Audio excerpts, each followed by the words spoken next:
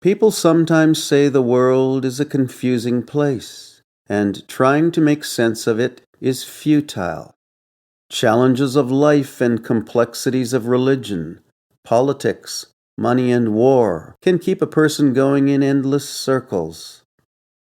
The sad thing is, most of us have at one time or another felt that way, and despite serious contemplation, have never managed to figure out what's really going on. However, after half a century of questing and pondering, the light has finally begun to shine for me. Things fundamentally are not nearly as incomprehensible as they once appeared. The glass is not entirely dark. And I've discovered that there are reasons why things are the way they are. Forces at work in the universe help explain the state of affairs, and we need not be ignorant of them. Yet there's an upside to knowing and a downside to knowing. King Solomon wrote, "For in much wisdom is much grief, and he that increaseth in knowledge increaseth sorrow." One might think Solomon recommends ignorance to avoid sorrow, yet I'm certain that's not what he intended. Rather, I believe he meant that when you know why the world is the way it is, it can be disparaging. The upside of not knowing is that the quest to know appears to give meaning to life. Conversely, the downside of knowing can leave you feeling empty, realizing that one's quest is basically over. Knowing can be a lonely and sorrowful place, one of frustration. So, do we remain ignorant, or like Solomon, do we pursue knowledge to our own detriment? If we choose ignorance, we're like the frog being slowly boiled and won't hop out of the pot. He has no idea of the peril he's in, but he's content not knowing and not wanting to know. Yet that mindset makes as much sense as not looking both ways before crossing the freeway. Conversely, if we choose knowledge, we run the risk of upsetting our life, running afoul of the status quo, and falling into depression and cynicism. And here's a more vexing thought. I will tell you why the world is the way it is, and you won't believe me, nor will you understand my meaning. You may even scoff. Yet pursue this subject truthfully, and most certainly you will agree that the world is in disarray and things are not getting better. It may take time to assimilate the bitter truth.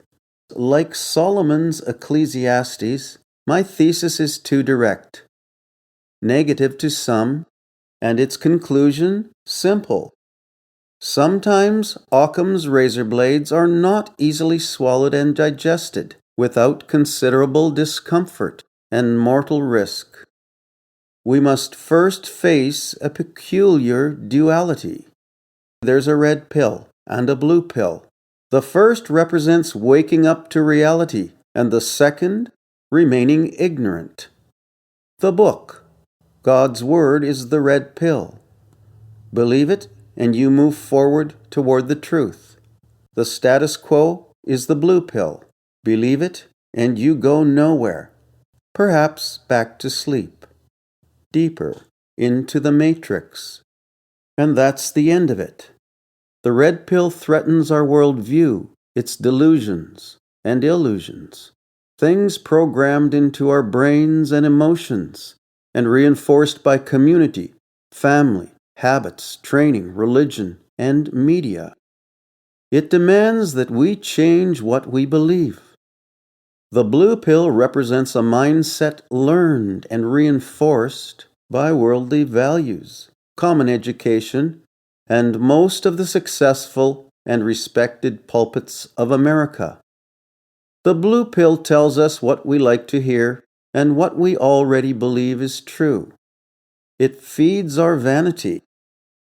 Here's an even more disturbing fact. Somebody or something wants things the way they are, and for that condition to remain and perpetuate itself, a mysterious force. The ubiquitous they or it must make us believe reality is other than it is. We must be led to think that certain core values and facts commonly held are actually true, when they are not. We must be led to believe that things are changing for the better, and people en masse are moving toward the shared goals of advancement and enlightenment. We must be convinced that we are drifting from conflict and inequity to universal peace and balance.